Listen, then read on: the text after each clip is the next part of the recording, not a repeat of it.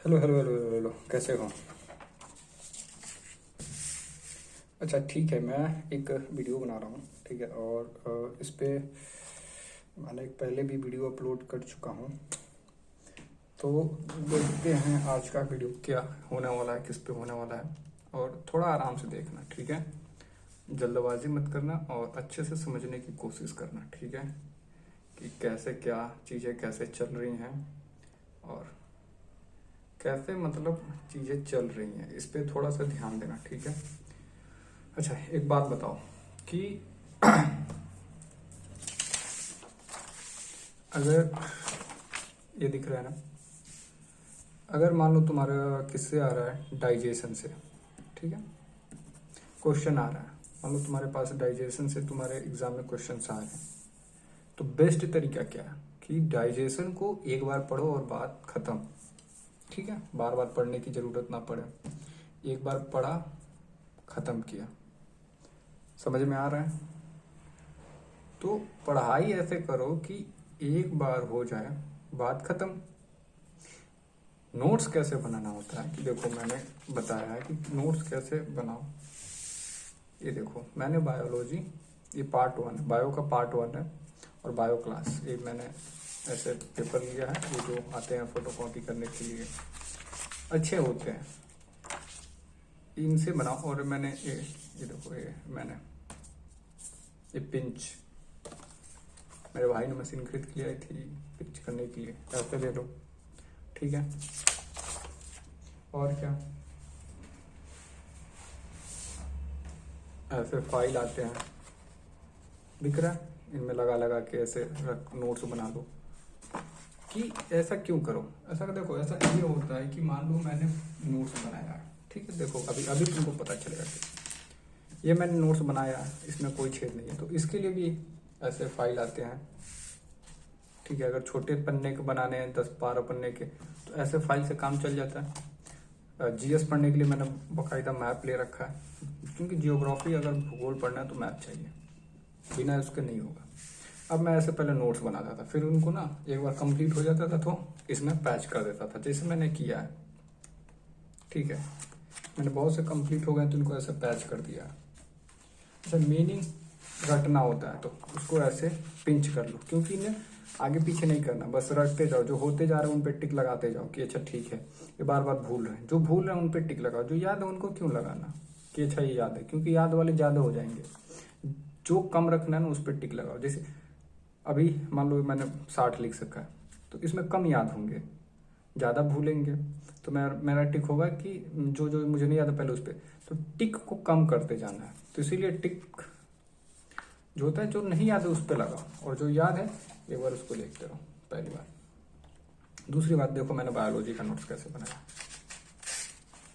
पहले मैंने ना एक फिगर बनाया, फिगर दिख रहा है, ठीक है, पहले ये देख लो। फिर मैं डाइजेस्टिव सिस्टम ऊपर हेडिंग डाला, पाचन तंत्र, और फिर ये क्या है,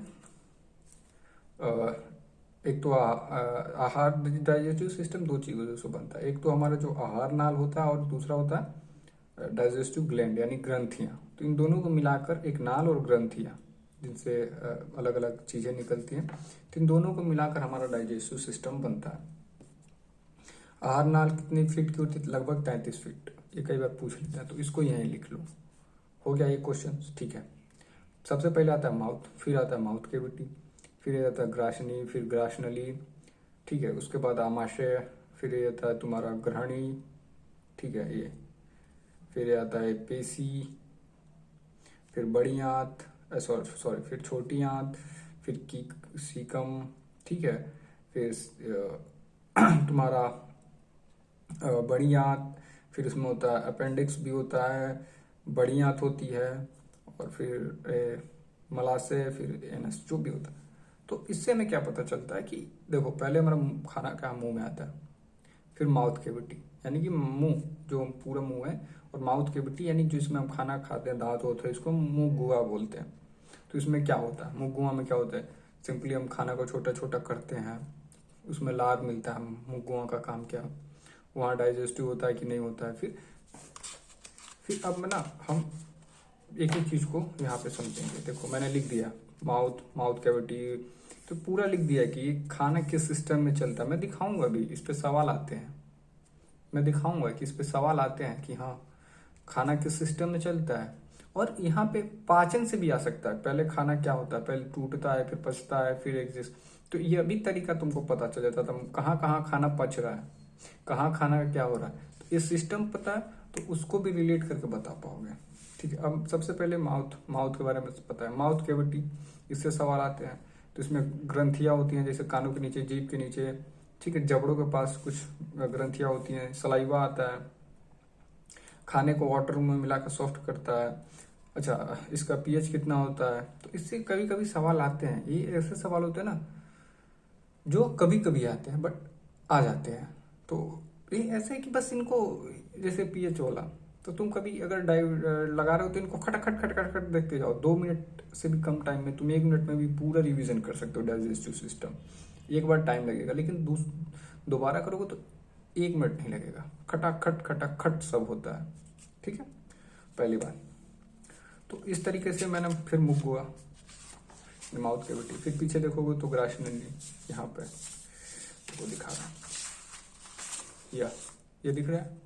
फिर मैंने यहाँ पे, यानी ऐसे मैंने नोट्स बनाए दोनों तरफ, ठीक है। फिर यहाँ पे मैंने पूरा लिखा, फिर आमाशय दिख रहा है, फिर ये तो हमारा हाँ ये भी, फिर ग्रांडी, फिर कुछ जूसेस जो निकलती हैं, फिर मैंने स्मॉल, फिर छोटी आंत, बड़ी आंत के बारे में कुछ ज़्यादा नहीं पूछता। हाँ, बड़ी आंत से पहले सीकम आता है, फिर बड़ी आंत, फिर मलाशय। तो बड़ी आंत से ज़्यादातर क्या क्वेश्चन बनता है कि देखा जाता है बड़ी आंत में बस काम ही क्या होता है। जैसे बड़ी आंत में क्या होता है, सॉल्ट का एब्जॉर्प्शन जाके बड़ी आंत में होता है, तो मतलब सॉल्ट, ठीक है। और सीकम, मतलब सीकम से भी क्या कारण है, देखो यही बनता है सेलुलोज का डाइजेशन नहीं होता, यानी ह्यूमन बॉडी में जो सेलुलोज है उसका डाइजेशन क्यों नहीं होता, क्योंकि स्मॉल साइज ऑफ सीकम का साइज छोटा है। मुझे अभी एग्जैक्ट थोड़ा सा याद नहीं, लेकिन एक बार मैं रिवीजन करूंगा ना, मैम को जो भी क्लास देखा है तो हो जाएगा, क्योंकि ये है यूट्यूब पे है। और मुझे पढ़ना, अगर मैं गूगल भी कर लूंगा ना तो मुझे समझ में, ऐसा नहीं है कि मुझे क्लास ही दी। तो ऐसा हो गया कि हाँ थोड़ा सा मैं एक बार देखूंगा तो हो जाएगा। फिर संचरण, मतलब सर्कुलेटरी सिस्टम, जैसे ब्लड का, हार्ट का, ठीक है। तो ये भी देखो मैंने पूरा बना रखा है। हार्ट का मैंने फिगर नहीं बनाया बट मैं बनाऊंगा, देखो ये मैंने कलर कर रखा है, आरबीसी, डब्ल्यूबीसी, प्लेटलेट्स। तो इन पे भी मैंने डार्क निशान लगा चुका है, क्योंकि थोड़े थोड़े मुझे एग्जाम्स में फिर थोड़े इम्पोर्टेंट टाइप हैं। अब देखो ये अभी कई बार डायरेक्ट मात्रा पूछता है कि आरबीसी की क्या मात्रा होती है, मतलब 4 से 5, 40 से 45 लाख। ये मेरी कमी हुई है तो मुझे पता है, ये इनका मेरा कमी हो गया था। प्लेटलेट्स का, ठीक है। और ये डब्ल्यूबीसी, तो ये मात्रा कई बार डायरेक्ट आता है, ठीक है, इंपॉर्टेंट है। शरीर, या मैम कहती थी कि इसको इंपॉर्टेंट है, इसको याद रखना, थोड़ा देखते रहना बार बार। तो इंपॉर्टेंट है क्योंकि मैंने हाईलाइट कर दिया, तो मैं बाकी चीज पढ़ रहा हूँ तो एक बार इनको जरूर देख लूंगा, ठीक है। अच्छा देखो ये भी होता है, सभी आरबीसी में केंद्रक नहीं पाया जाता, लेकिन ऊंट और लामा के आरबीसी में केंद्रक पाया जाता है, यह एक फैक्ट है। तो इस पे कई बार ध्यान नहीं जाता है, तो ऐसे फैक्ट को जो स्टेटिक्स में तरह पे कभी भी, मतलब इनका कोई थ्योरी थोड़ी है, पढ़ के तुम रिलेट नहीं कर पाओगे, लेकिन हाँ पॉइंटेड है। इनको ऐसा थोड़ी है कि देखो 2 तरीके के क्वेश्चन बनते हैं, एक जो तुम्हें रटना ही पड़ेगा, ये रटना वाला है, और एक होता है रिलेट करना, मतलब अगर तुम्हें, सॉरी बैकग्राउंड में आवाज है, और एक होता है कि हाँ उसको पढ़ लो तो उस पर क्वेश्चन है तो कर लोगे। जैसे या अगर तुम्हें पता है तो ये रटने वाला नहीं, इसको बस रिवीजन करने वाला है। और ये जो क्वेश्चन मैंने पॉइंट आउट किए हैं, ये रटते रटते देख लेना होता है, ठीक है। अब ऊंट और लामा, ठीक है।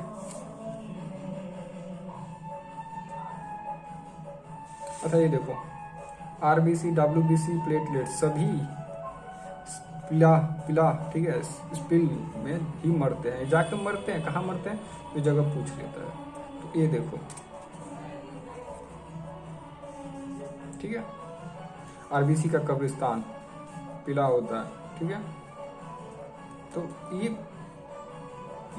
जो क्या है, एक ऐसा है कि इन्हें तुमको मेन चीज को पढ़ते हुए वहां पे पॉइंट आउट पे मतलब इन्हें देख लेना होता है, ठीक है, कि स्टैटिक की तरह बन जाता है। आरबीसी के कब्रिस्तान कहाँ करते हैं, डब्ल्यूबीसी कहाँ मरते हैं, प्लेटलेट्स जाके कहाँ मरते हैं, ठीक है।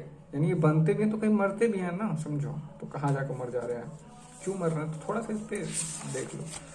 फिर इस तरीके से नोट्स, ठीक है। ये देखो, मैंने हार्ट का एक टूटा फूटा सा, ये शायद नहीं ये, हाँ ये हार्ट ही है, टूटा फूटा सा बनाया हूँ।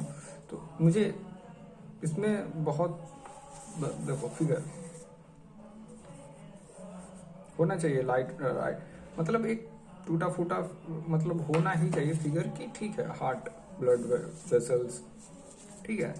तो उसमें तुमको बहुत सी चीज़ें दिखेंगी कि हार्ट में कैसे इससे रिलेटेड। ये देखो, मैंने इसको अभी कलर नहीं किया, नीचे देख पाओगे। इस क्या लिखा है कि सारी वेंस इम्प्योर ब्लड लाती है मगर पल्मोनरी वेंस प्योर ब्लड, ठीक है। बस ये एक इम्पोर्टेंट लाइन है, जैसे मुझे देखना है, ठीक है।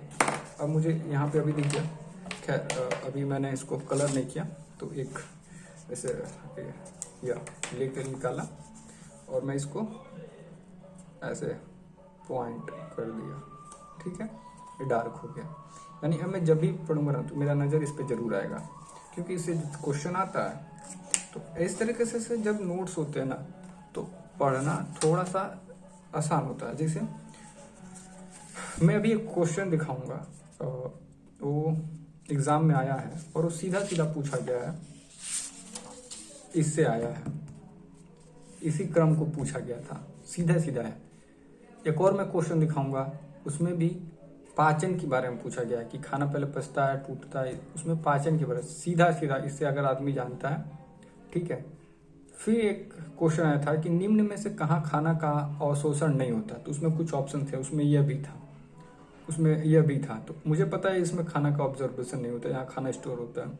तो मैंने ऑप्शन में देखा तो 3 ऑप्शन में था, एक ऑप्शन में नहीं था, यानी कि वो ऑप्शन गलत है, यानी कि मुझे ये होना चाहिए 3 में था। फिर मैंने तीनों में देखा कि 1 में या दोनों था, 2 में या दोनों थे, और यही दोनों खाना का ऑब्जर्वेशन नहीं होता, 2 में थे। फिर मैंने तीसरी शब्द जो था ना उसको पकड़ा और मेरा ऑप्शन से एलिमिनेट करके उसका जवाब दे दी। ऐसे बहुत से क्वेश्चन हैं, ठीक है। ऐसे मतलब कई पेपर में मैं देखा हूँ, कई पेपर में, अलग अलग पेपर में सवाल बनते हैं। हार्ड क्वेश्चन कैसे बनते हैं, यहाँ से एक ग्रंथिया, मैंने ये भी देखा, फिगर दिखाऊंगा। एक क्वेश्चन में एक एग्जाम में आया था, फिगर बना दिया आदमी था और बताया था कान के नीचे कौन सी ग्रंथियां पाई जाती हैं, यहाँ कौन सी ग्रंथियां पाई जाती हैं, यहाँ कौन सी ग्रंथियां, तो उनमें ना नाम मतलब ऑप्शन में, मैं क्वेश्चन दिखाऊंगा तब समझोगे, ठीक है। तो अच्छा, लार का जो काम होता है, जैसे टाइटिन, ठीक है, और फिर जो से सलाइवा, तो क्या करता है, खाने में मौजूद स्टार्च को शुगर में कन्वर्ट करता है, ठीक है, डायरेक्ट की।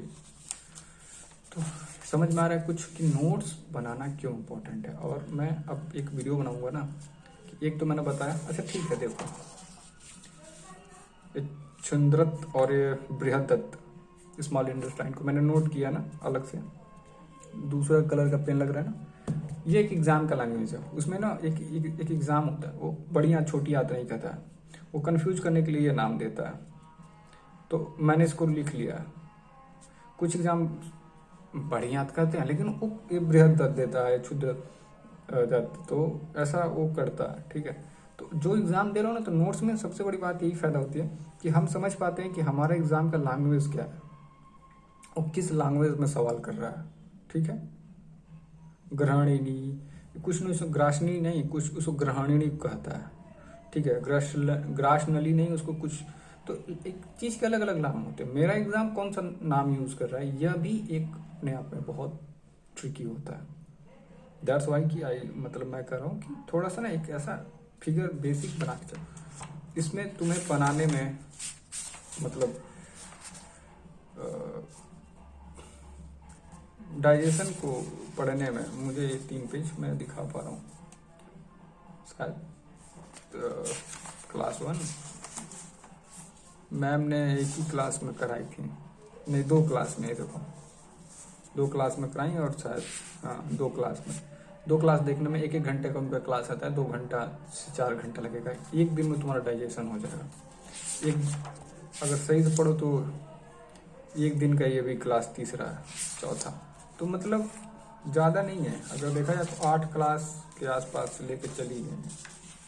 ठीक है, मैंने लिख भी रखा है। देखो तो कभी भी नोट्स बनाना तो एक उनको सर्च करना, ऐसे नोट्स में ना थोड़ा सा मुश्किल होता है। तो ये मैंने लिख रखा है। देखो मुझे डाइजेशन पढ़ना है पेज 1 से पेज 3 तक। ये नंबर भी मैंने कर रखा है, P1 डाइजेशन हो जाएगा। फिर डाइजेशन का एक क्लास मैंने जो दूसरा पहला क्लास है मैम का, दूसरा क्लास है तो उसमें डाइजेशन ही पढ़ाई है, वो पार्ट 2 है डाइजेशन से, जो 4-5 में, यानी डाइजेशन 1 से 5 तक मैं निकाल लिया, मैं पढ़ लूँगा। 6 से 11 तक का क्या है, सर्कुलेटरी सिस्टम। तो मैंने यहाँ पे पॉइंट आउट भी किया है कि मुझे डायरेक्ट अगर एग्ज़ाम में, मतलब मान लो मेरा कल परसों एग्ज़ाम है या इसी महीने एग्ज़ाम है और मेरा गलती से स्केलेटल का मतलब कंकाल तंत्र का सवाल गलत हो रहा है, मैं खोजने जाऊँगा थोड़ी इसमें कहाँ कंकाल है, नहीं, मैंने यहाँ लिख रखा है। इस शुरुआत में तुम्हारे 1 सेकंड लेते हैं, बहुत लोग इसमें आलस करते हैं। शुरुआत में क्लास करने से पहले ये तुम्हारा कितना टाइम लेगा, वहाँ जैसे मैं यहाँ पर क्लास C1 लिखा हूँ, ये सब करने में 30 सेकंड का टाइम लेता है, लेकिन लास्ट टाइम में ना ये तुम्हारे घंटों बचाते हैं। क्योंकि लास्ट टाइम में जब एग्जाम तुम्हारा 1 दिन मतलब 10 दिन 15 दिन 1 महीना रहता है और फिर तुम्हें इसमें से कोई चैप्टर ढूंढना होता है तो खटाखट मिलता है। और वीडियो लेक्चर की तुम्हें नहीं मुझे वीडियो देखना है तो खटाखट इसमें मिलता है। अच्छा क्लास 6 है, क्लास 5 और क्लास 6, मैं सीधे जाऊँगा यूट्यूब पे जाऊँगा, जहाँ से मैंने किया जो प्लेलिस्ट है मुझे पता है मैंने किससे पढ़ रखा है, किसका नोट्स है, ठीक है, मुझे पता है। नहीं पता है तो मैं यहीं पे कहीं लिख भी देता हूँ ऊपर कि किस मैम का है, ठीक है, एक मैं कहीं लिख दूंगा ये मैम से पढ़ा है, ठीक है। तो मैं यूट्यूब पर किया हूँ, यूट्यूब क्या किया हूँ, मैं कहाँ से नोट्स बना रहा हूँ ये ऊपर लिख दूंगा। और फिर बनाने के बाद मैं वहीं जाऊँगा सीधे क्लास उनका 5वां देखूंगा स्केलेटम का और उनसे रिवीजन कर लूँगा। तो इस तरीके से अपना एक प्लेन नोट्स बनाया जाता है तैयारी के लिए, ठीक है, कि कंपटीशन। ठीक है, देखो मैंने इसमें ना कुछ लास्ट में ये देखो ये क्या है, ये क्या है, ये सब क्या है, मैंने तुमको दिखाऊंगा ना कि मैं कैसे मैपिंग करके भी रखा है। ये क्या है, ये पूरा मैंने ना डायग्राम बनाया है, ठीक है, श्वसन तंत्र का एक पूरा डायग्राम है। अब मुझे ना श्वसन तंत्र को जब समझना होता है ना तो मैं एक डायग्राम में जरूर देखूंगा और मुझे इससे कुछ चीज़ें जो होती है ना फटाफट क्लियर हो उनकी, ठीक है। तो मैं अभी इस पे डायग्राम पे काम कर रहा हूँ, मैंने अभी केवल श्वसन तंत्र का बनाया है। ये पूरा डायग्राम देख पा रहे हो, ब्लड टिश्यू। तो मैं एक बार ना इस डायग्राम को देखूंगा और मेरा रेस्पिरेटरी सिस्टम पूरा याद होना चाहिए, पूरा आना चाहिए, नहीं आएगा अभी मैं दिखा रहा हूँ क्या नहीं है रेस्पिरेटरी सिस्टम। शायद इसमें मैंने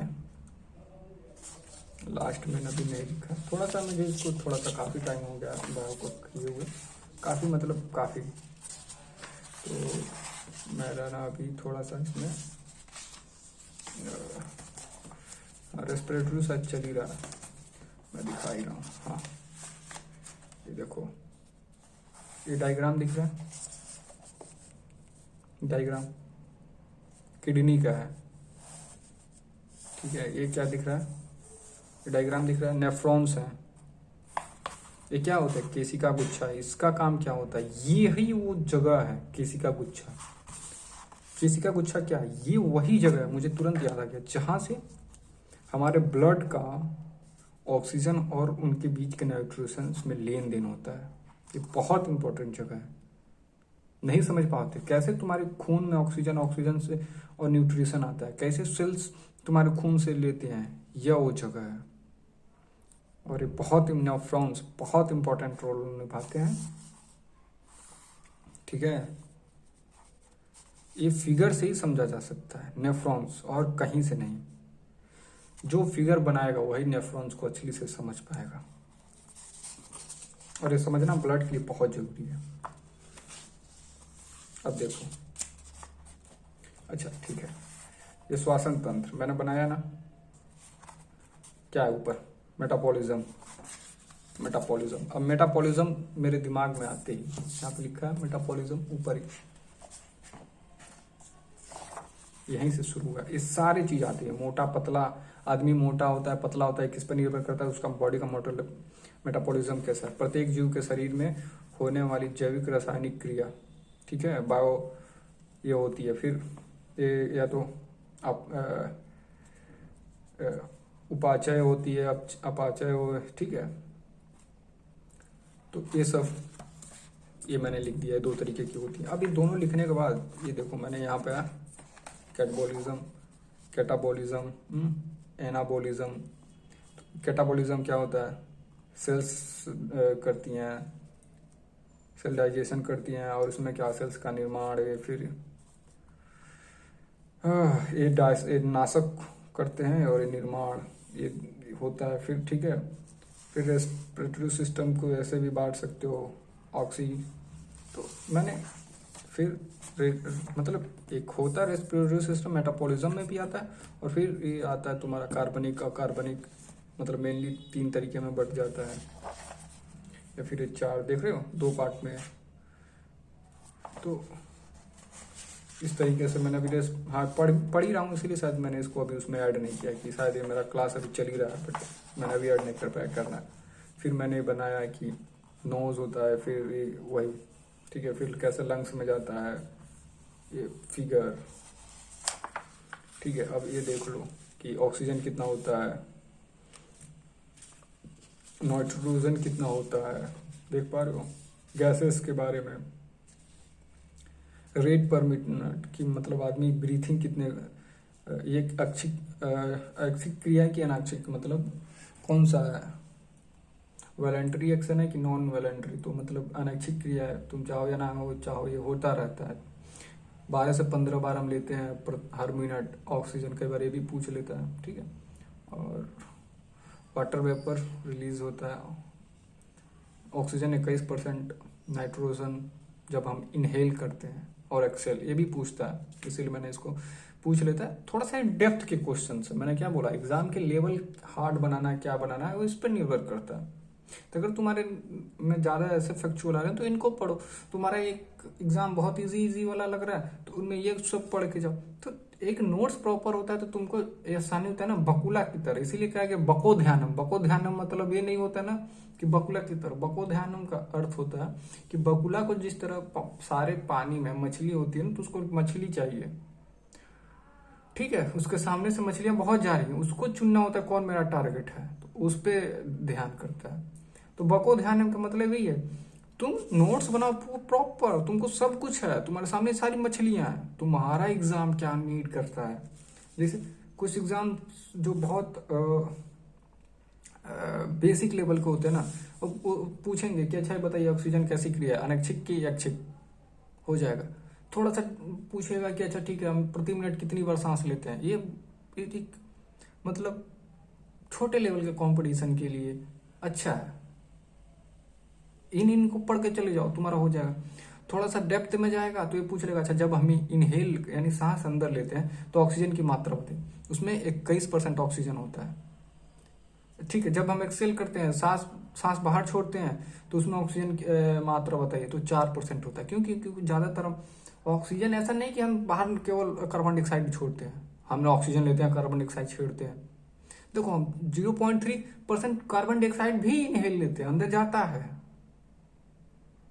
ठीक है। और कुछ वाटर वेपर यानी जो पानी की, वो भी अंदर जाता है, मतलब जाता है। इसीलिए मैंने इसको दिखा दिया, वाटर वेपर है, दोनों में प्रेजेंट है, कितनी मात्रा ये नहीं लिखा गया लेकिन है, प्रेजेंट है। नाइट्रोजन समान होता है, ठीक है, पूछ लेगा कि वो कौन सा ऑक्सीजन है जो इनहेल और आउट और एक्सहेल यानी सांस लेते हुए और सांस छोड़ते हुए, वो कौन सा गैस है जो सामान्य मात्रा में लगभग लगभग सामान्य मात्रा में होता है? नाइट्रोजन। 79% के अंदर लेते हैं, 79% बाहर छोड़ते हैं। That's a tricky question. मैं ये समझा रहा हूँ कि नोट्स, एक प्रॉपर नोट्स कितना जरूरी है। 8/9/2022 का पढ़ा हूँ और अभी 2024 चल रहा है, इसीलिए मैं बहुत कुछ भूल गया हूँ। बट फिर भी स्टिल ये मैंने ना 2022 का नोट्स बनाया होगा। 2022, 24 चल रहा है, आज मैं 24 में हूँ और फिर इनको इतनी बार रिवीजन भी नहीं किया हूँ। बट फिर भी मैं एक बार खोल रहा हूँ ना तो मुझे पता चल जाए कि हाँ कहाँ पे गैसेस को एक्सचेंज होता है फेफड़ा में, ठीक है।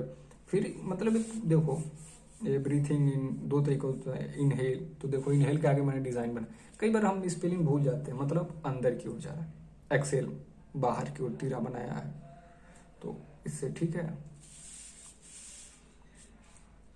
अच्छा, हाई प्रेशर से लो प्रेशर की ओर, ठीक है।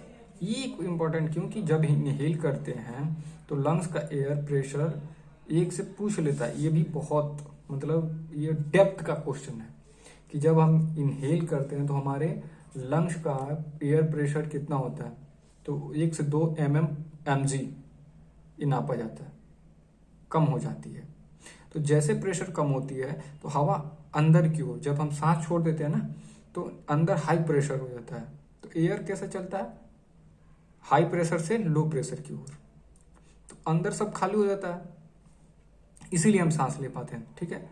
अब देखो एक्सेल में लंग्स का एयर प्रेशर 1 से 2 mg क्या होता है, mg बढ़ जाता है, जिससे एयर एटमॉस्फेयर में चली जाती है। मतलब जब हम सांस इनहेल करते हैं, मतलब सांस कब खींचते हैं, इस थ्योरी से समझने की, एयर क्या होता है, हाई प्रेशर से लो प्रेशर की हो जाता है। मतलब एयर क्या है, अगर मैं यहाँ दबा रहा हूँ ना और मान लो एक बैलून है फूला हुआ, ठीक है। अच्छा मुझे 1 मिनट दो, फिर मैं इसको समझा रहा हूँ एयर कैसे चलता है, ठीक है। अच्छा ये देखो, ये बैलून है, सिकुड़ रहा है, दबा रहा है, यानी हवा पे क्या प्रेशर लग रहा है, ठीक है। अब मैं छोड़ दिया तो देखो ये बाहर चला गया, ठीक है। अब देखो मैं यहां दबाऊंगा तो हवा कहीं और जाएगा, मतलब जहां पे हाई प्रेशर होता है तो हवा हाई प्रेशर से लो प्रेशर की ओर जा रहा है, ठीक है। होता क्या, जब हम सांस लेते हैं यानी सांस छोड़ दी, अंदर हवा नहीं रहता है, तो अंदर का प्रेशर क्या हो जाता है, कम हो जाता है। जब हम सांस क्या करते हैं, इनहेल करने टाइम, अब थोड़ा सा कंफ्यूजन हो, इनहेल सांस लेते टाइम अंदर प्रेशर कम रहता है, इसीलिए हम सांस ले पाते हैं। जब इनहेल करते हैं तो अंदर का जो लंग्स का प्रेशर होता है वो कम रहता है, किससे, नेचर, इसीलिए बाहर से हवा अंदर की ओर जाती है। जब एक बार अंदर चली जाती है हवा तो अंदर का प्रेशर ज्यादा हो जाता है और बाहर का प्रेशर कम, फिर हवा जो हवा है वो बाहर आ जाती है, एक्सेल। यानी लंग्स का प्रेशर सांस लेते वक्त लंग्स में जो एयर का प्रेशर होता है वो कम होता है, 1 से 2 से 3 mg कम हो जाता है, मतलब जितना होना चाहिए उससे कम हो जाता है जो समान प्रेशर है। तो समान प्रेशर कितना होता है ये देख लो। अब लंग एक्सेल कब करते हैं, जब लंग्स में प्रेशर बढ़ जाता है, 1 से 2 mg बढ़ जाता है, जो सामान्य प्रेशर है उससे 1 से 2 बढ़ जाता है, तो फिर आ जाता है। मतलब जो नेचर में मान लो ये हमारा शरीर का अंदर का भाग है, ये बाहर का भाग है, तो यहाँ का भी एयर का कुछ प्रेशर है, हमारे शरीर के अंदर का भी है। तो जब हम कैसे हवा, मान लो हवा क्या जाता है हाई प्रेशर से लो प्रेशर की ओर, मान लो ये हमारा लंग्स है, अब मैं नीचे करूंगा तुम समझना प्रेशर कम हो गया। तो मैंने क्या किया, जब सांस लेते हैं मान लो हमारा नाक यहाँ पे है, मान के चलो यहाँ पे हमारा नाक है और ये बाहर की हवा है, प्रेशर कम हुआ लंग्स का, हवा हाई प्रेशर में से लो की जाएगी, नाक में घुस गई लंग्स में। अब जब ये घुसेगी, तेजी से घुसेगी, तो ऑब्वियसली यहाँ का कुछ प्रेशर बढ़ गया अचानक से, और ये जो है इसका प्रेशर कम हो गया, तो फिर ये बाहर निकलने लगेगी, कई अरे नेचर की ओर भागो। फिर जल्दी जल्दी होता है, फिर अचानक से प्रेशर कम, फिर कहती है यार अंदर का प्रेशर कम, अंदर चलो अंदर चलो। तो इसीलिए हम सांस ले पाते हैं, बिकॉज ऑफ दिस लॉ। पूछ लेगा अगर कोई इंटरव्यूअर है, पूछ लेगा अच्छा हम किस बेसिस पे सांस लेते हैं, कोई नियम है? सर ये तो हम क्रिया है करते हैं, नहीं। इसमें एक लॉ लगता है, फिजिक्स का भी लॉ है कि ये हवा जो है हाई प्रेशर से लो प्रेशर की ओर चलती है लंग्स में, इसी कारण हम सांस ले पाते हैं। तो दैट्स इट। ठीक है, चलो आज के लिए इतना बहुत है। और नोट्स क्यों जरूरी है, एक वीडियो बनाया था, एक और वीडियो बनाऊंगा कि देखना है नोट्स कैसे एग्जाम में काम करते हैं। ठीक है, मिलते हैं अगले वीडियो में, तब तक के लिए बाय बाय, टाटा, शिव, जल्दी मिलेंगे।